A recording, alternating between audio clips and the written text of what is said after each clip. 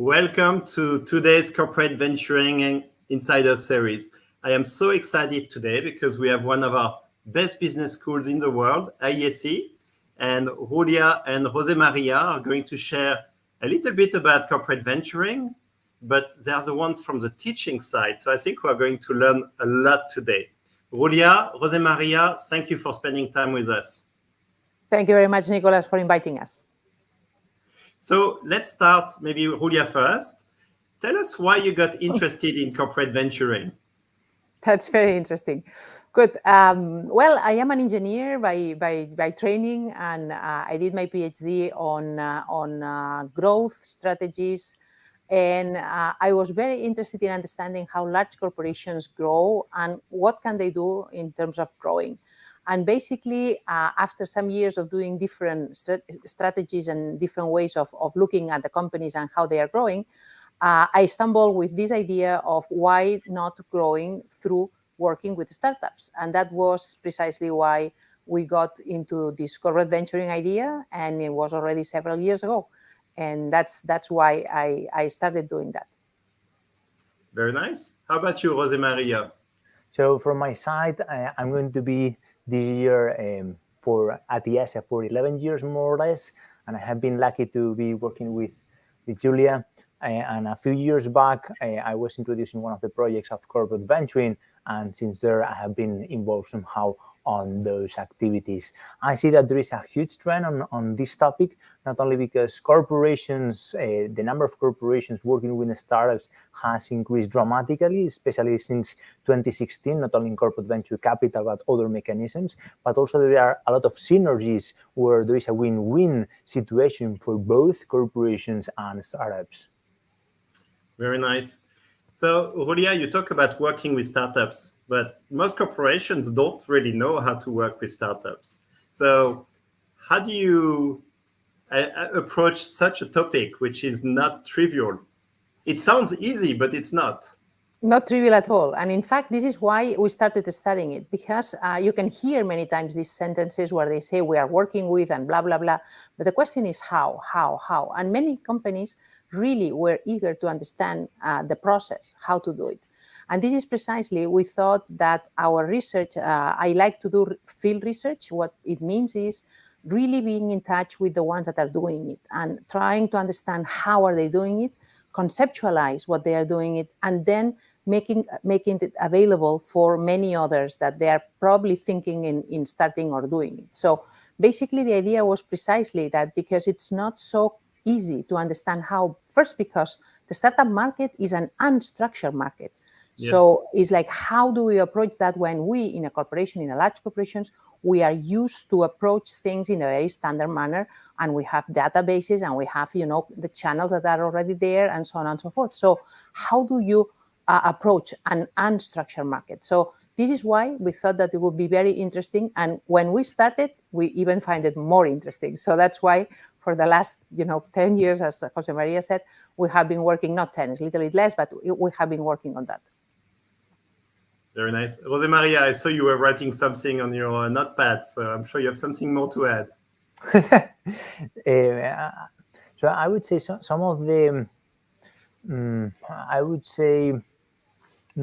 not dilemmas, but probably misunderstandings that we have identified, especially at the beginning of this field research in the market. One is, and I have been mentioning that before, corporate venturing is not new. Since 1914, there has been cases and research, for instance, General Motors and DuPont, and many more. However, the discussion has been quite focused on corporate venture capital, one of the 11 mechanisms. Something that we describe in one of our first studies is that there are plenty of other mechanisms that are growing at the speed. For instance, the venture client, the case of BMW Garage in Germany, where the corporation is the first client of the startup, or a venture builder, or also called an excavator, when a corporation asks to a third party to create a startup to work afterwards. So one first statement that we mentioned there is this is not only, corporate venture is not only corporate venture capital, but there are plenty of mechanisms as we describe in one of our recent pieces at Harvard Business Review.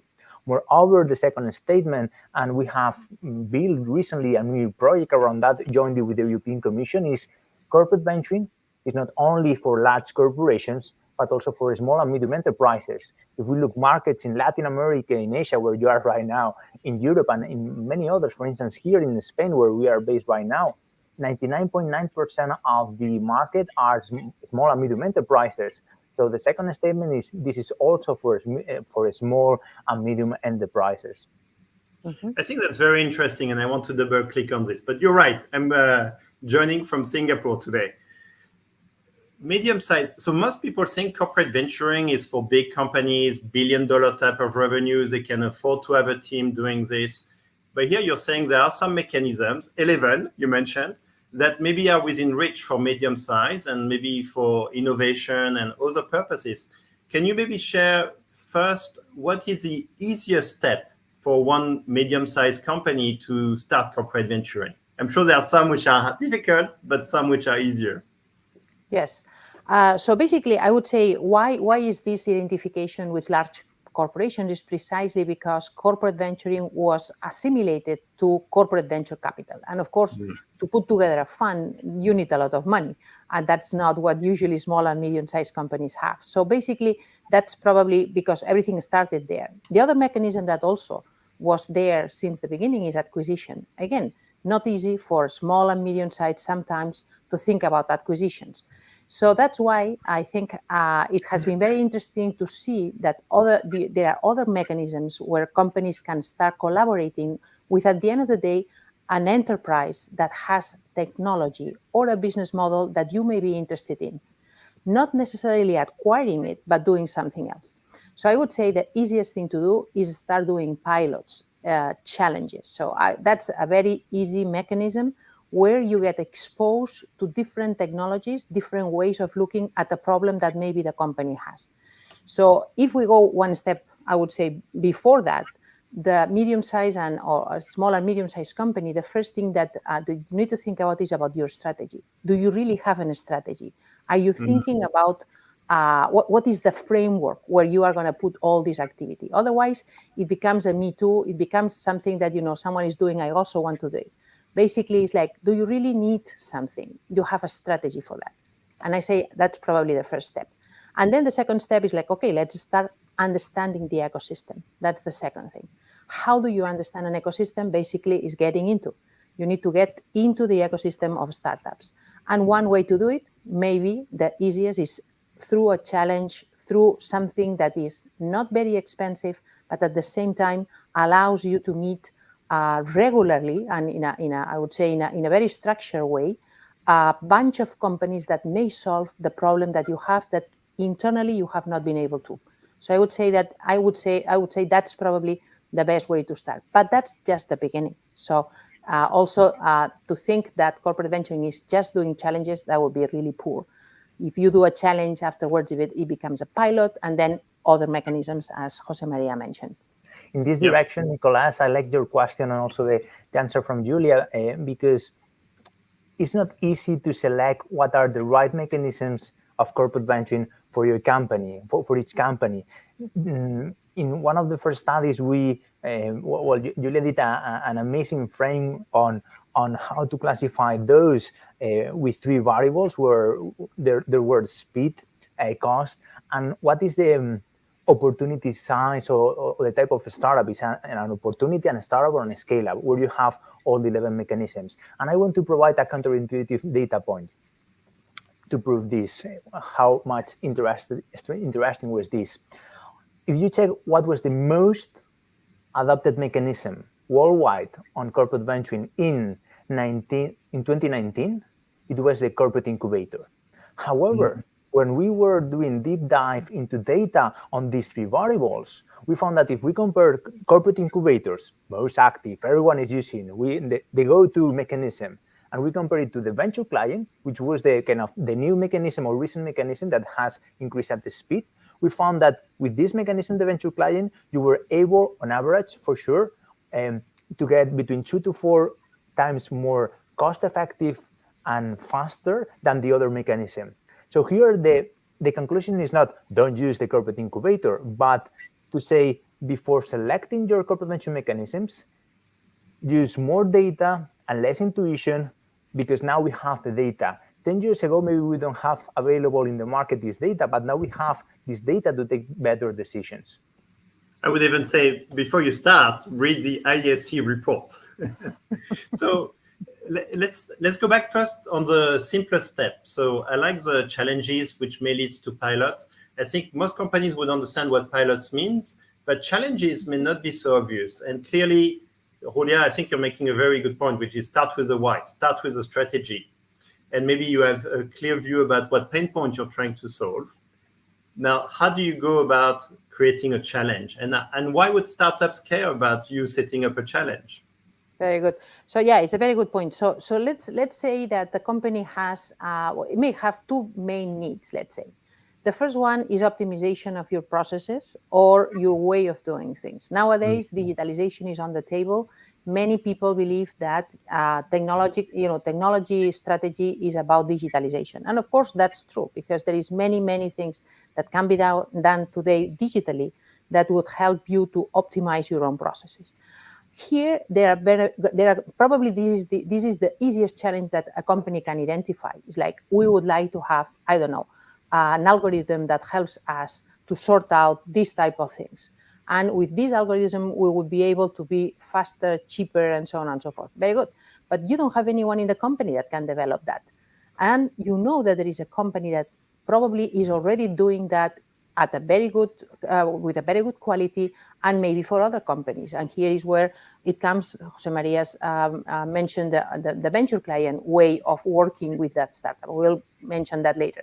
But basically, it will be first is like identify what is your challenge. And the challenge at the end are very, I would say, specific. So this is one thing.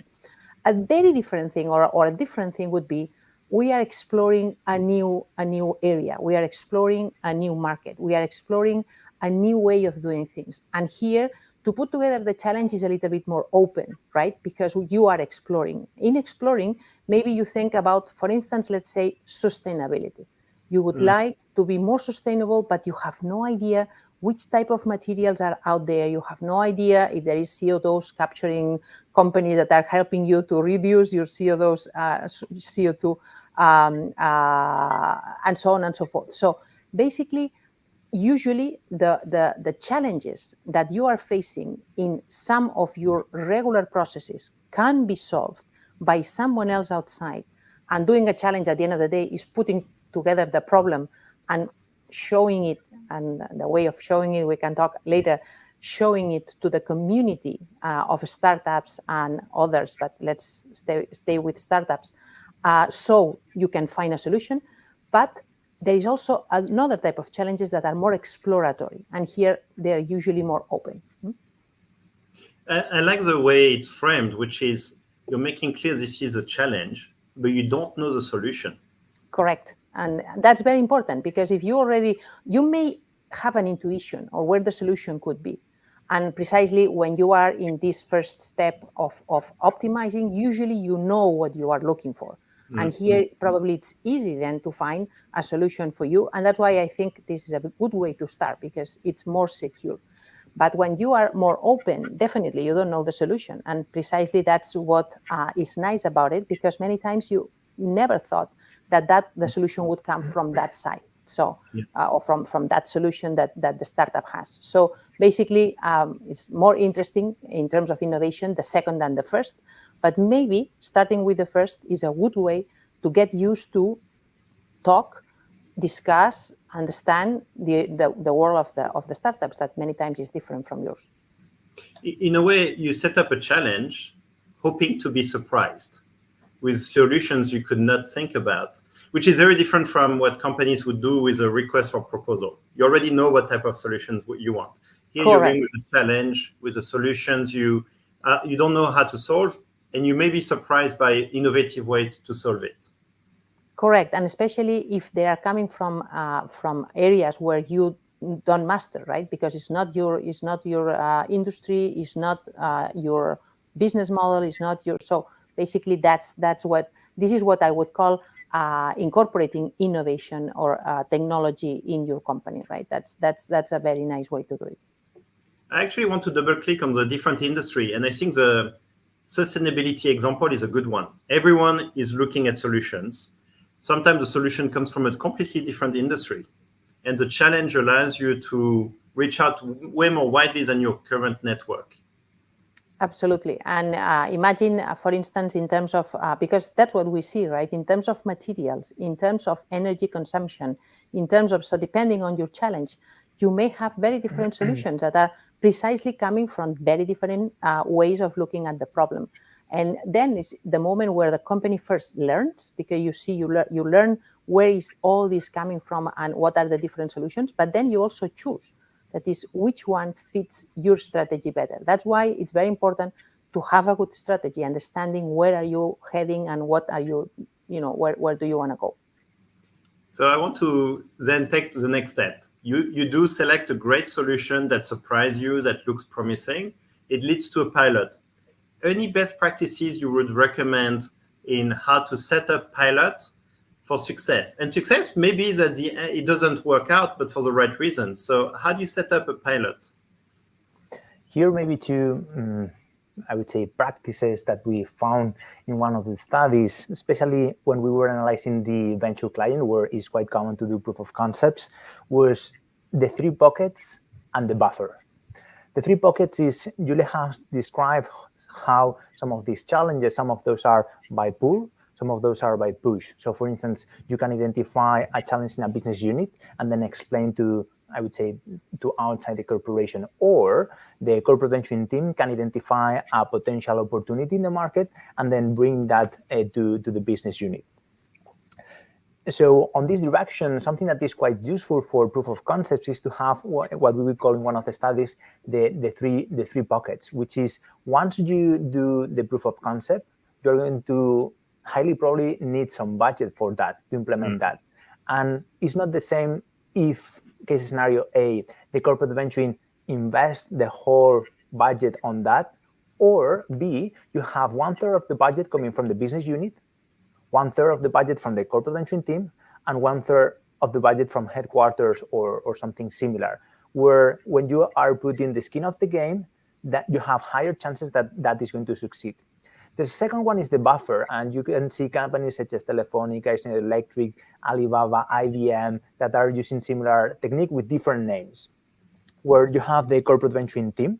Even in your company, if I recall correctly, you have some of your team members that are doing something similar. You have the corporate venturing team, which attracts external opportunities. Then you have the business unit. But what is happening in the middle? For instance, when the corporate venturing team is trying to push that innovation into the business unit, sometimes the business units say, I have developed with my R&D team already something similar, or, maybe come back in 3 years. So how it's happening this, and what we have seen is the buffer. For instance, coming back to the example that we have cited at the beginning, BMW Garage, they have the following challenge and how they manage this buffer. So what happened there is in around 2016, they were trying to do proof of concepts, but when they wanted to start to do a proof of concept, they were going through the procurement process, and maybe after a year, they were able to start it. So Gregor Jimmy lands on that, asks for around 15 million budget, and they have 3 profiles. One profile, someone who has been in the company for many years, white hair, knows the executive committee, legal, IT, and know how to get processes approved. Number 2, someone from kind of human resources who understand the culture and how they think on the corporate side, but also the startup side, to reduce the friction. And third, someone who, once he or she identifies the challenge, in 72 hours can put you in the phone, the startup.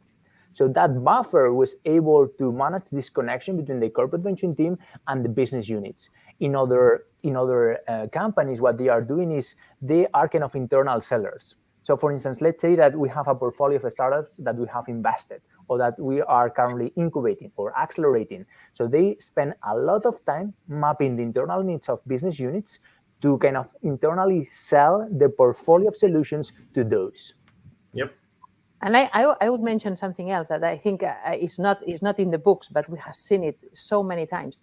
That is how excited are the business units in terms of applying all these things. And it's very important when you are a unit of a corporate venturing unit to really look for the ones that are enthusiastic, because these are the ones that are going to get the traction in the company. And once you have one unit that is working, it's easier then to go to the next and say, look, it's happening in our company, it's happening in this unit, why you are not doing it? So I think that again, this is not in the book or it's not in the writings, but this is what you see. At the end, there is a human component that you need to take into account. That is the person that is going to be in charge in that business unit of launching these type of things should be an enthusiast, because then it's easier then to put the buck in the other, the other units.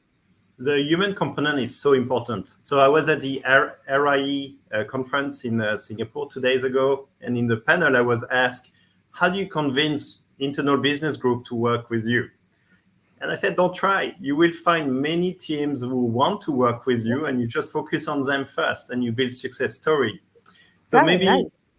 Yeah. So back to the human component, how do you create these kind of internal promoters, people who are passionate about technology? How do you identify them? Did you find any tips from your research? Mm-hmm. Well, the way I look at it is the following. This is the corporate venturing team has one part, as Josemaria was mentioning, that is an evangelist. At the end, is doing something that the company has not done before and is not used to. So basically, you need to have a person there that is patient, that is, a good, I would say, a good public relations in the right sense, not, going around just for the sake of it, but just someone that has the patience to explain things and be enthusiastic about the topic. Why? It's because you are asking people to do things differently, and that's always, not easy. Having said that, in large corporations, you find so many good people that are being, I would say, almost disappointed because they are not able to develop these characteristics of doing things differently. So as soon as they have the opportunity, they jump on it. So, but for that, you need to have this kind of empathy to understand that, this person, when I'm talking, the eyes are blinking. This is the one that I need to go, talk, and move, because probably you will find many inside of large corporations that are waiting for those opportunities. And many times, maybe it's not in the first layer, but it's in the second. So spending time there, understanding their real needs, being sensible at the real needs they have, not trying to push things that they don't care about it. That's a waste of time, right? And many times you may think that is really, really cool, but for them, doesn't solve the problem they have. So having a good understanding, being able to listen and being empathetic with their own problems, that helps a lot. In this direction, Nicolas, sorry, after you. No, I was going to say, I think this is a golden nugget, which is you need this buffer, which is to protect how fragile innovation is anyway. Oh, yeah. And then you need someone on the inside with empathy, willing to try, and who's been maybe waiting for that. And I feel this combination is what will create the opportunity for innovation to flourish. Mm-hmm. Mm-hmm. Yep. Sorry, I was going to say, based on what you have described, and also Julia, that in another study, something that we found is that the challenges that those companies have in this process is different from those that they are building their corporate venturing teams, scaling, or consolidating. And we did that classification because the challenges that they face are completely different. For instance, the one is what mechanisms I'm going to use, how I'm going to convince the executive committee, how much budget and from where is going to come in, where maybe on the consolidating side is now I have maybe 20 teams spread across the globe, how they are not cannibalizing the analysis among themselves, how I automate processes. So the challenges are different. That would be, I would say, one point that I wanted to raise. The second one, you mentioned if the company is starting on that building the corporate venturing team, possible practices. One that we have seen is the KPI mapping. So for instance, that the corporate venturing team understands the executive committee KPIs and the business units that they are targeted. And second, how the corporate venturing team can translate the value proposition to those KPIs. For instance, if someone is looking for short-term revenue if you are looking for, I will give you a deep tech startup in 8 years time that doesn't fit your target, is what are you talking about? The second one is make the business units the winners. So for instance, something that I found, that we found in 3 energy companies, I think was 4 years ago, is there was a chief innovation officer that what he was doing was to translate I would say the winner to the business unit. So the value proposition that he was offering to the business unit was, if this doesn't succeed, I will cover it. Otherwise, we will share the cost and you will get the visibility. Now, we are talking a lot about startups in general, but what we have not talked is 70%, precisely 69.4% of these collaborations fail, doesn't succeed. Moreover, if we go into the field of deep tech, those startups connected with emerging technologies, the success rate is even higher. So the failure rate is even higher. So when you mention how to convince business units, the tricky part, I would say, is not only for startups, but especially when you are talking with deep tech. Why? Time horizon is longer, risk is higher, and cost is higher. Yeah. First, I like your point about business units being the winner. And corporate venturing is in the service of the corporation. Absolutely. So we are here to make sure that we bring value to the organization. And maybe sometimes people may forget this, but this is really a best practice, which is you're to the service of the corporation. Yes. I want to challenge a little thing you said, which is 69% fail. But fail doesn't mean this is a bad outcome. It just means that the explorations end up with a conclusion not to proceed, which may still be the right decision. So can you maybe give a little granularity about how you see the 69% fail as good outcome versus bad outcome? I can go a little bit. I did a study many years ago about precisely about acquisitions, right? And acquisitions is an area, mergers and acquisitions is an area where there is a lot of failure because you expect a lot. Many times you expect large synergies and so on and so forth, and you don't get it, and so on and so forth. So basically, I would say that we are in a very similar position, right? So when a startup fails, in the general studies, it fails because it disappears. Okay, disappearing from a database doesn't mean that this startup has failed. Maybe it has been acquired in very good terms, or maybe it has been acquired in very bad terms, meaning it was really not working. Having said that, the assets go to these new corporations and get rebuilt in different ways. So you are very good, the point is very well taken that failure, that doesn't mean that you are wasting your investment.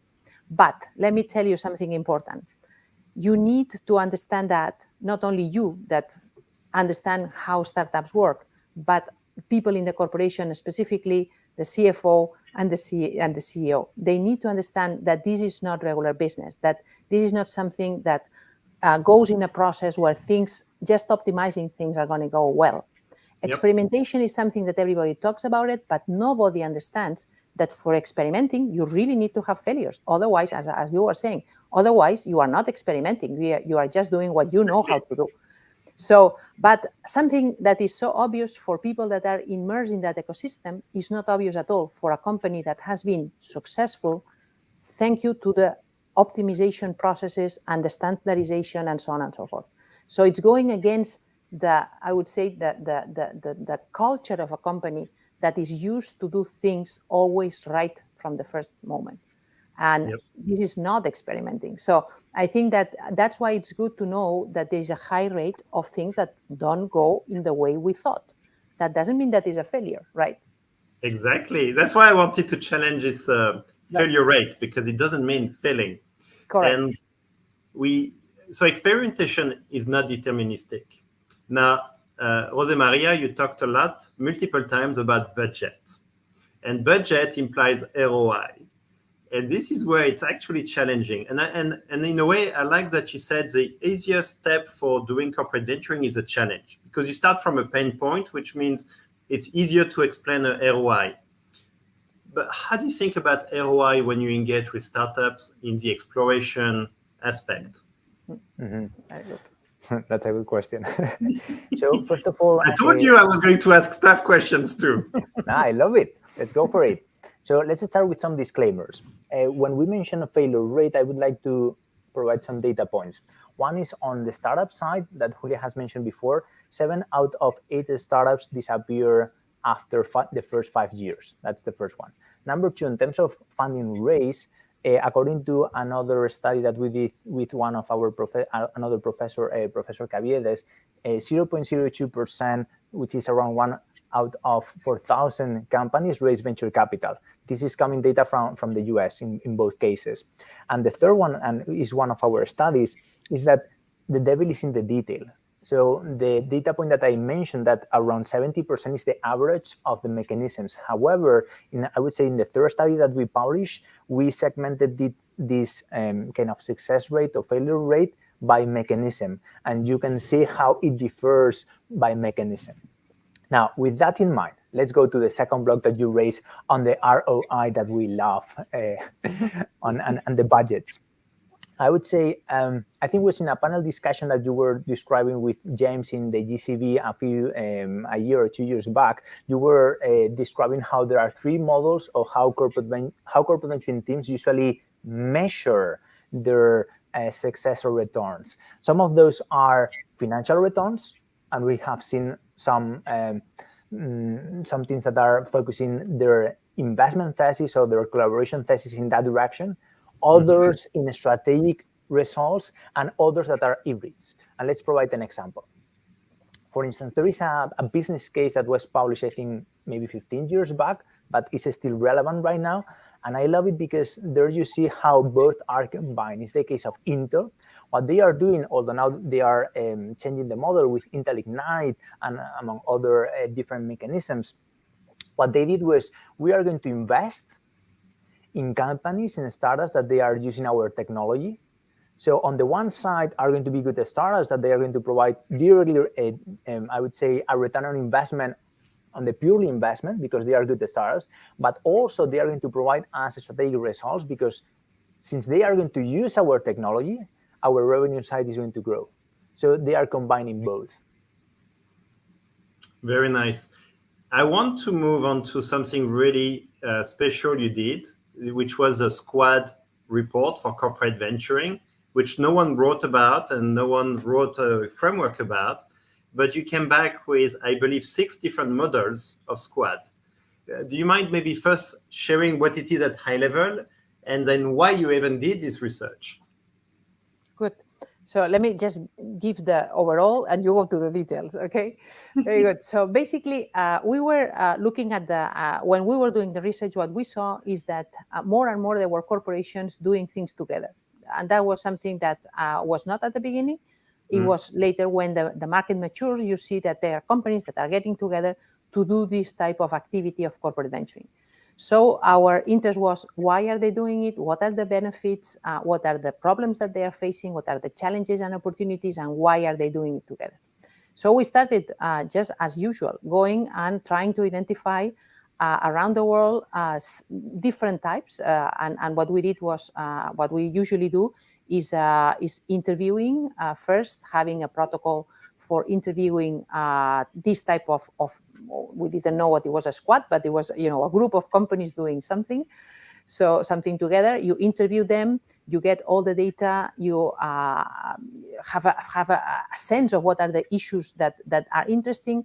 And after that, you look at the data and it's like, okay, let's try to understand if there is a pattern here, if there is a pattern of different models and what are the differences in the models and why are they taking these different models into account.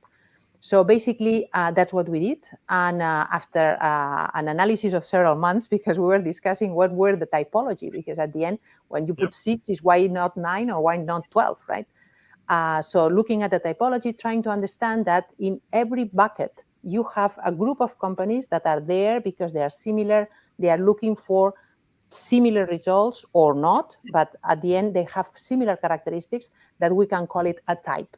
So we define these 6 types in a way that then we can do some kind of recommendation for each one of them, and explain why one is better than the other, or why this covers this aspect and not this other aspect. So this is the idea and that's why it came this typology, because they were so different that it was not possible to give recommendations in general. So that's why. Very nice. And before Josemaria, you go into the details, I have a question, which is probably a fun question. In your report for the squad, you use skydivers as a picture, which is very technical, very hard to do. You could die. So why did you choose that photo?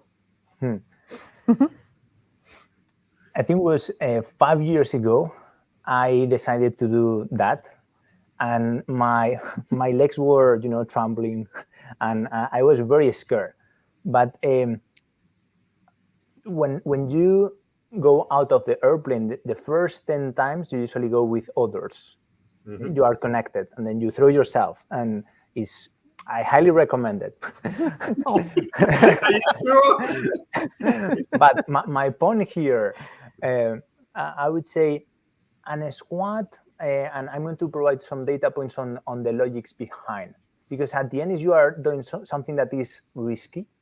Mm-hmm. To do a collaboration with a startup, there is a risk associated.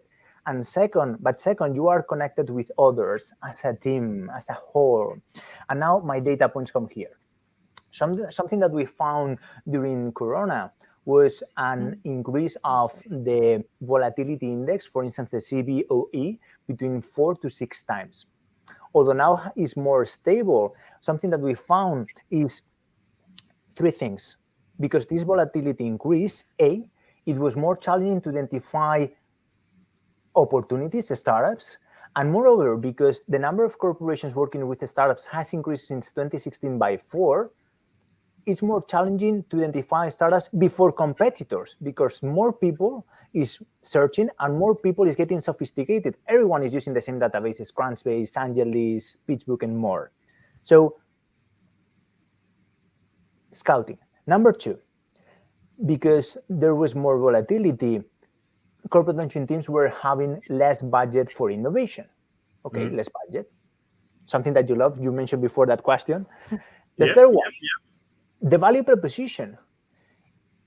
If we ask ourselves, what are we offering startups to attract them? That top tier entrepreneur that everyone is looking in the room. And everyone is answering the same. Technical expertise, data validation, dissemination. But then the question behind is what makes you unique compared to, for instance, your main competitor, the ones that keeps you up at night. Now, with these 3 challenges, now is how we introduce this amazing sport covered, and also this concept that Julia described. Is there a way, a trend that we are seeing in the market that can tackle, or at least there is maybe the opportunity to tackle somehow those 3 challenges? And this concept where we see groups of corporations, small groups of corporations working together to innovate with the startups, let's try to match it with the challenges. On terms of the funding, maybe there is an opportunity in that corporate venture squad to share the cost of the proof of concept with the others. Second, the scouting capabilities are multiplied. Maybe you have 5 scouters, the other company 5 scouters, so you multiply by 5 or by another number. We provide the numbers in the study with the other squad members. And in terms of the value proposition, if you're an entrepreneur, what do you prefer? Technical expertise in one sector or in several? Dissemination in one sector or in several? Access to one market or to 10? And therefore, corporate venture squad we see as an emerging trend that we are starting to map some of the examples. Now, on the 6 categories that Julia described, we saw 2 variables for that segmentation on Y and X axis. On the Y axis was, are you going to do a corporate venture squad once or something recurrent, for instance, every year? And then the second category was, what's the activity that are you going to use? Is just scouting, so you want to fill your portfolio of eyes, of glasses. 2, are you looking for do a joint proof of concept, therefore testing? Or 3rd, are you looking to co-invest? And therefore that gives you a 2x3 matrix where we found those 6 categories that Julia was describing. And there's one more granularity I loved in your report, which was about, are you looking within one industry across the value chain, all the same value chain across industries. And maybe you could share, because at the end, if you're a corporation, cost effectiveness matters, and the value proposition you just mentioned is really palpable. But how do you go about it? Do you decide to go across industry or across value chain? How do you think about it? I think that has to do with your strategy. That's why it's so important to have in mind your framework. Otherwise, you will make decisions again just copying what someone else has done. So the first thing is like, what am I looking for? Am I looking for an innovation that will bring me to the next level? Am I looking for extending my value proposition to other parts of the value chain?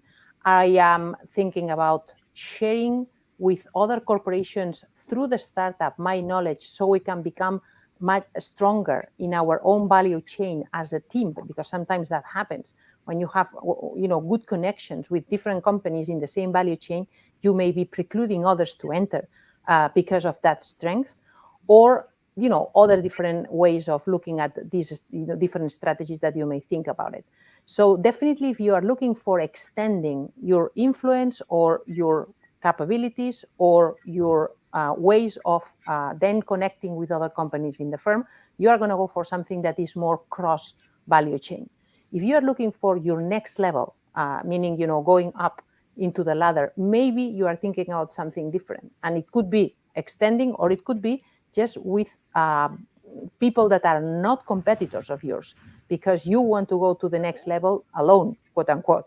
So, but the other companies may be interested also, and each one is going to go that step up in a different direction. What for all of you, it's a good thing, but not competing, right? So I think that here is going to depend on the strategy and also on the culture of the firm. Some firms are very good at collaborating, some firms are not so good. So, you also need to think about that when you are choosing your right strategy. Very nice. I definitively want people to read the report. We are not going to cover everything you said in the report, but I just want to do a double click on one type, and I can choose one or you can choose one. You want me to choose? Go ahead. Probably you are more acquainted of what the audience would be interested in. I think the one that I find interesting is a scouting platform. Mm-hmm. So maybe you could explain the scouting platform, mm-hmm. and what's the value and when to decide for it and when not to decide for it. Very good. You raise a lot of questions in one. Let's try to dissect. Okay. First of all, if we go into that direction, let's start with an example, because maybe it makes it easier. You mentioned before, there are some corporate venture squads that are in the same value chain, and there are others that are multi-sector to reduce maybe the friction. Two examples would be on the same value chains we have in Sweden, Mobility X, that gathers Volvo, Ericsson, and among other companies in the automobile sector, where they are scouting, and in some cases, they are also doing proof of concepts. Mm. Then on the other side, you have, for instance, in the south of Europe, Bind 4.0, where jointly with the government, which is kind of the manager of that squad, you have more than 20 small and medium enterprises and also large corporations that where the main focus is to scout for new solutions. Now,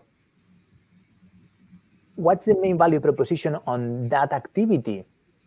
Following the activity name is scouting. So I do not remember the numbers, the precise numbers, but at the end of the day is how are you, accessing maybe more startups or getting access to more high quality startups, because it's not only about the size of the number, but the quality, or having access to deal flow that maybe is not in your core expertise. For instance, we have found that there are some companies that are looking to tap into deep tech startups. So, those connected with AI, blockchain, quantum computing, and others, and maybe it's not the core expertise. So it's a way to go in that direction.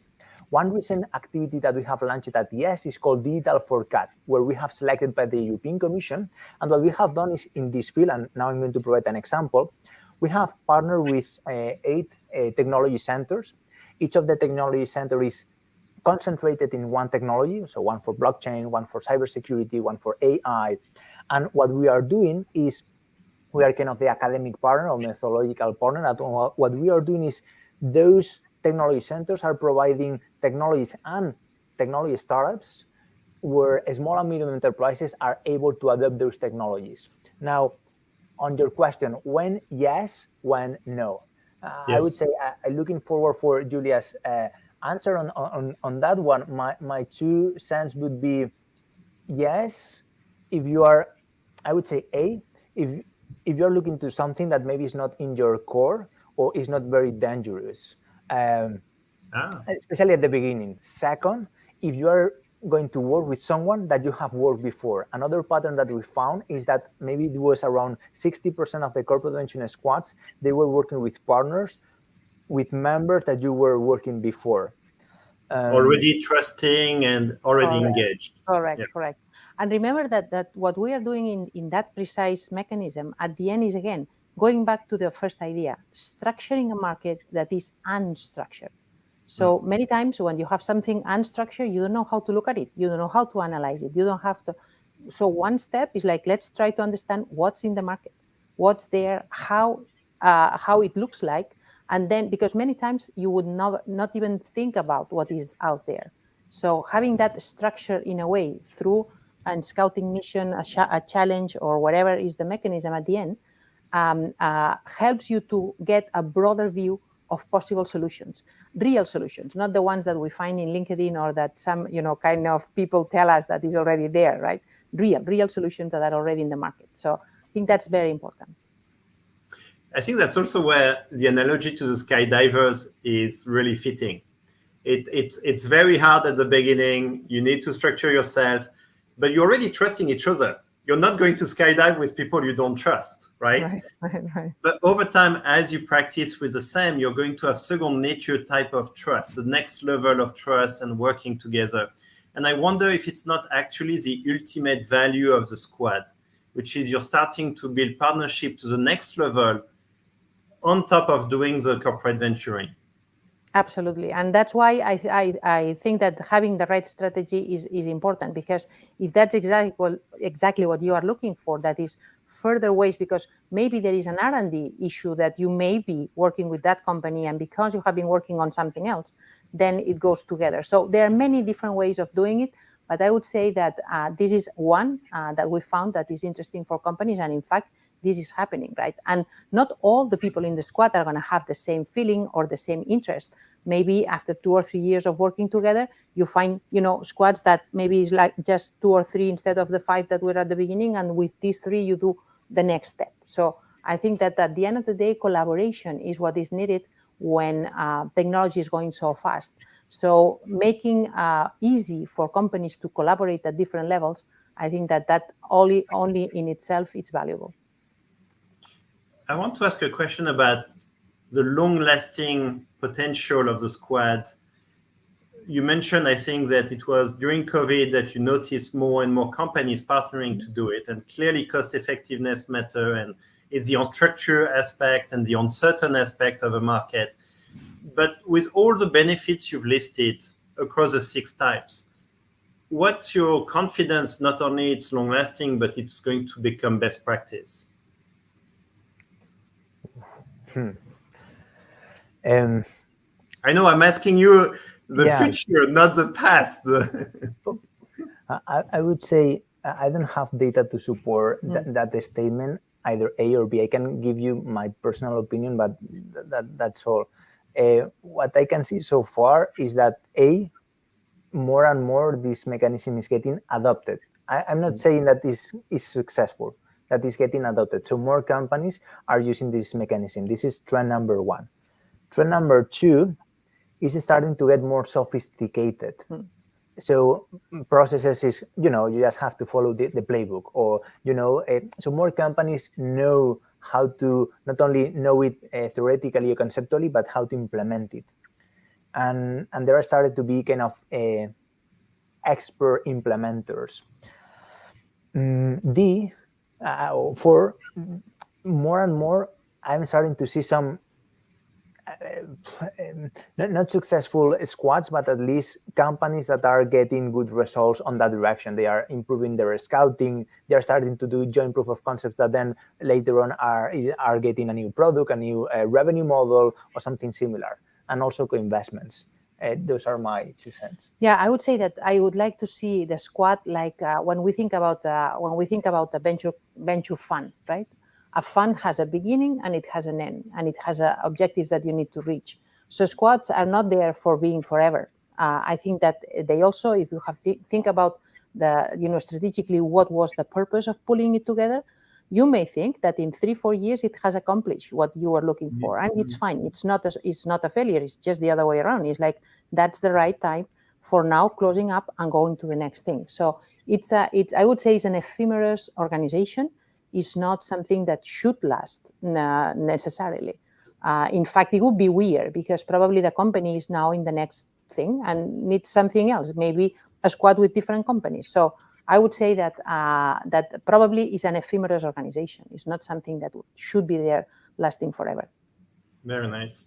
You just mentioned funds, and I realized we spent the first 15 minutes, we're not even talking about corporate VC. But I'm sure the audience is wondering, what do you think about corporate VC? Interesting. Oh, that was bad. No, it's great. It's good because it's I would say it's the traditional way of doing it. It's a very expensive mechanism. But I have seen, and this is interesting, I have seen companies that have built their own ecosystem, their own corporate venturing ecosystem, starting with a corporate venture capital. So I would say, I'm not saying that, but for many companies, that's not reachable. They cannot start like this. But the ones that I have seen that they have done a good job in pulling together a corporate venture capital, and then from there, take advantage and build the whole ecosystem, meaning other activities, meaning other mechanisms, and taking advantage of all the work that a corporate venture capital is doing, it has been fantastic. So for the company that can afford it, I think it's a very good way to think about, strategically, to think about that. But not only thinking that the corporate venture capital is the only thing, or it should be alone. I think there is a call clearly for improving the whole ecosystem, starting from here, that you have a very, I would say, sophisticated team working, understanding the ecosystem. So you start with a very good foot. Now, for middle-sized and small companies, that is not feasible many times. Maximum, they can get together with another to put a fund and so on, but usually it's not feasible for them to start one. I would say then don't try, right? Go for something that could be, you could get the results without that huge expensive cost that a corporate venture capital is. That, by the way, for a large corporation, is not important because you know in the size it's feasible, right? I like the way you frame it, because for small to medium company, they can't afford it. And sometimes for a very large company, the financial return on the fund will not move the needle. And so maybe I should ask the questions, at which size do you think it starts to make sense for corporations to think about a corporate VC? Sorry for my these are tough questions. So I would say two comments that I was writing in my pad. One is the why. First of all, so rather than the size, is why are we creating a CVC? And to have extreme clarity. It's not because my competitor is doing it, it's because I have listened it in one conference, or it's because everyone is using it, but the why, what we want to achieve in which time horizon and with how much budget. The second one, to reinforce the message of Julia, which is I foresee the CVC as an ecosystem with other mechanisms. For instance, I'm not saying that the following is the right path, but it's an example of one of the paths that some companies are using. Maybe a startup starts with a scouting part, and a scouting mechanism, then goes to a POC, a proof of concept, then maybe it's invested or even follow up through the CVC, and then maybe it's acquired. So I would say the CVC, and as a holistic perspective with other mechanisms. And about the size, I have seen many different things. So for instance, right now it's quite quite common the fund of funds, where you can dissect your portfolio in different ways. Then you have, for instance, small and medium enterprises that they are not able to have a minimum size to be to have an ROI or enough, I would say, budget to attract the startups, and they partner with other SMEs to have a minimum fund. Then you have large corporations that they have from different sources, either from balance sheet or other sources to get the funding. So it really depends. I don't have a one rule for everyone for everything. And you are right with this last thing, that many times what is important also is understanding if they are doing it from the balance sheet or if it's a fund, a standalone fund. Many times companies don't have a standalone fund, but they have an investment strategy that is not so aggressive, because you don't need an ROI on that money. It's a money that keeps flowing into opportunities that you see. At the end, the activity is the same of a fund, but it doesn't have the structure and it doesn't have the need for returns in terms of a portfolio. So nowadays, companies that are investing in startups, you find many, not necessarily out of a fund, but out of their own balance sheet. So, yeah. And this is why this podcast is called Corporate Venturing Insider and not Corporate Venturing Capital Insider. There's so many things you can do in terms of corporate venturing. And what you say about strategy, start with strategy, is so important, because there are so many choices you can make. Some make sense, some will not make sense. In fact, when I talk to the students and when we work with executives, the first question is that the one? Because you may have very different strategies, but if they are coherent with who you are as a company, it may be the right way to go. And it's very different from someone else that has a different culture, different structures, different way of organizing, different talent, different people. That needs to be different for sure. So I would say that coherence on that strategy is what is important, I think. Now, if we think about the entrepreneurs, this is very challenging for them to understand how to engage with a corporation when there are so many ways corporate venturing can be done. What would be your advice to entrepreneurs? Well, I would say first, let's say, when you think about entrepreneurs, you may be thinking about someone that is already a scale-up, meaning someone that maybe is in their 10th year, already several millions of revenues, but they want to jump to 100 million, right? So someone that is looking for that. Okay, that's a very different situation of someone that has just put one product in the market successfully, starting to sell, with a good business model, but not there yet, like trying to develop the next generation of products and so on and so forth. Very different what you are looking for.